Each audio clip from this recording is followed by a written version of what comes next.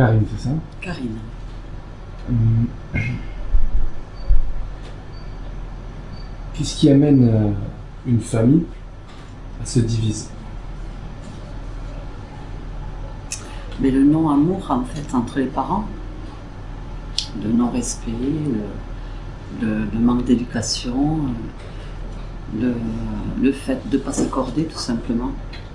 Donc les gens se séparent. Le fait aussi d'être parent, d'apprendre à être mère, à être père. Donc au départ, on est un couple, on fonde une famille, c'est merveilleux. Mais après, on se sépare aussi. On apprend le rôle de la mère, on apprend le rôle du père. Et si on n'est pas sur la même longueur d'onde, eh bien, parfois, ça se sépare. Comment faire pour être sur la même longueur d'onde? Beaucoup d'écoute. D'écoute, de regard sur l'autre, de regard sur sa façon de vivre. Beaucoup de communication aussi, envers l'être qu'on aime, envers notre famille, savoir aussi faire le dos rond quand ça ne va pas. Être vraiment attentive et ouvrir son cœur. Être attentive à quoi? Au non-verbal de la personne aussi, parce que parfois chacun ne peut pas aussi verbaliser les choses par rapport à leur éducation, par rapport à son mode de fonctionnement. Donc on est là, dans une famille, on apprend à se connaître. Si c'est une famille de 3, de 4, pour la mienne c'est une famille de 4. Donc, et à travers la communication, le regard, l'amour, je crois beaucoup à l'amour, l'amour inconditionnel, on arrive à passer les étapes de la vie et à faire que on apprend déjà à les faire grandir et après à ce qu'elles prennent leur chemin de vie. Qu'est-ce que tu as appris avec la division? Mais moi j'arrive de famille algérienne et juive, donc déjà pour moi au départ la base c'était la division, et dans cette division avec un père catholique j'ai appris la division dans la comment dire, dans l'unité en fait.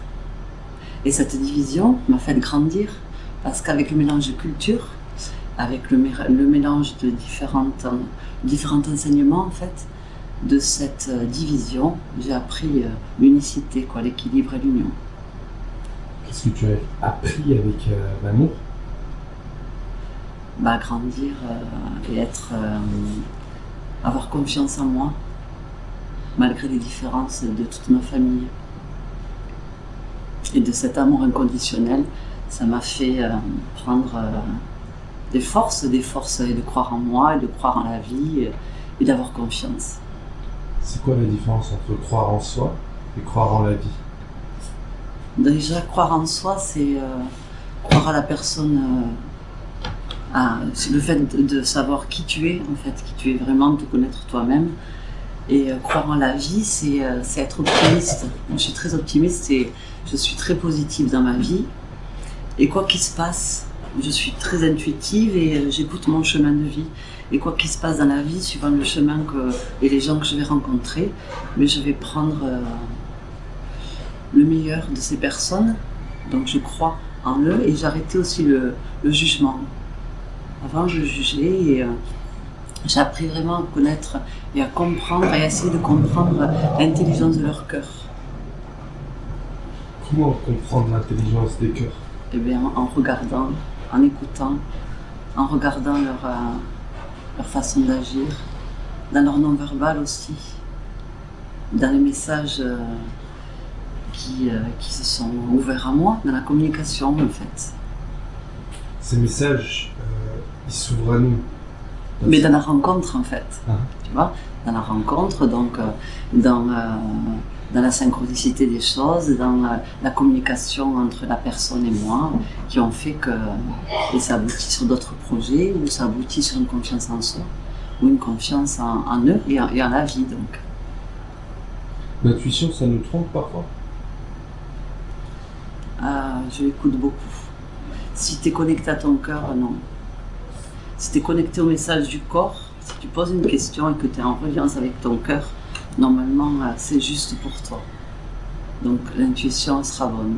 Avant je ne l'écoutais pas, j'avais comme des messages comme ça qui venaient Et mon mental me disait non, non, il faut le faire. Et j'étais très, très factuelle. Et petit à petit, au cours de ma vie, puis j'ai pris aussi avec la maturité de l'âge. Donc, j'ai vraiment écouté ce cœur qui me parlait, écouté les vibrations quand j'avais des messages avec le ventre noué, quand je vais prendre une décision, ou quand j'avais les frissons qui me parcouraient tout le corps. Et donc c'est un message du corps. Et donc je demandais, je posais ma question, et le cœur me disait vas-y, on n'y va pas. Donc j'ai toujours fonctionné comme ça. Moins à 20 ans, plus à 50 ans. Comment ça se fait?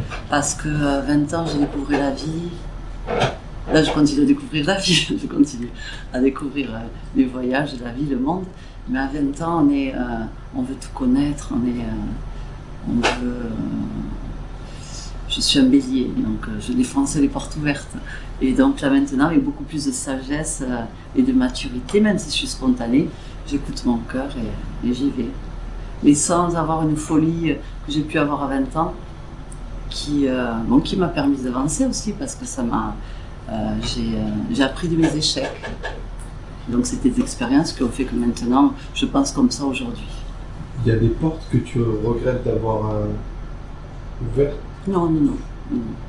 Parce que ces portes-là m'ont amené toujours sur la femme que je suis aujourd'hui. Et je suis ravie et je suis en pleine gratitude d'avoir vécu certaines choses de ma vie qui ont fait que aujourd'hui je peux en parler en toute sincérité et continuer d'avancer. La sincérité. Comment on fait pour... Est-ce que c'est quelque chose qui se cultive? Est-ce que c'est quelque chose qu'on a déjà en nous? Comment faire pour être sincère? Je pense qu'on a en soi. Après, toujours pareil, il faut vraiment se connaître soi-même pour vraiment savoir si on y va ou si on n'y va pas. Mais si on est sincère avec le cœur, je pense que la personne en face ou les événements vont faire que ça va s'aligner et ça va être juste pour nous. Donc si on se trompe, eh bien c'est pas grave, on se trompe et puis on voit qu'on n'est plus en vibration avec cet événement et on va sur notre piste. De toute façon, on a le libre arbitre. Comment savoir si... Comment savoir que cette autre piste, c'est la bonne? Alors, parfois dans ma vie, j'ai eu des projets de vie et je pensais que c'était très bien. Donc, et comme je suis toujours très positive et je dis ah ça va marcher, c'est super et tout. Et après, en réfléchissant, puis les événements ont fait que c'était pas bon pour moi. Où j'avais cette petite voix qui me disait attention. Et j'avais des messages du corps et j'ai continué. Donc je restais très factuelle avec mon mental. Et donc quand j'ai changé, c'était des choses parfois qui ne marchaient pas. Et quand j'ai changé de direction, tout s'ouvrait. Donc petit à petit, en apprenant de cet apprentissage de la vie en fait, maintenant je sais comment je fonctionne. Et je vais faire comme ça. Parce que ça me met en vibration, parce que ça me met tout un état en moi qui fait que j'y vais ou j'y vais pas, je sais. Et si je sais pas, moi je prie beaucoup et je suis très connectée, donc je demande toujours. Et je demande à l'univers et j'attends ma réponse. Comment ça se fait que des fois on a l'impression que toutes les portes s'ouvrent et au contraire des fois... Parce que c'est pas le moment. C'est une question de temps. Les synchronicités ou ce qu'on attire dans notre vie, c'est juste le timing, la cause à effet. Donc si c'est pas le moment pour toi, ben, t'attends un peu et puis tu vois, tu observes. Et si c'est pas juste pour toi maintenant, faut pas y aller, puisque plus tard ça sera encore mieux pour toi. Et ça vraiment, je l'ai fait dans toutes mes expériences de vie. Souvent j'étais un peu en colère envers moi-même parce que ça se faisait pas. Et en fait, après, j'ai laissé tomber la colère. J'ai dit, à quoi bon d'être coléreuse sur tel ou tel projet? Et en fait, à chaque fois, quand je partais sur autre chose, il y avait toujours quelque chose de mieux. Après, j'ai compris et je me suis dit, c'est génial en fait. Merci la vie. Un grand merci à toi. Merci.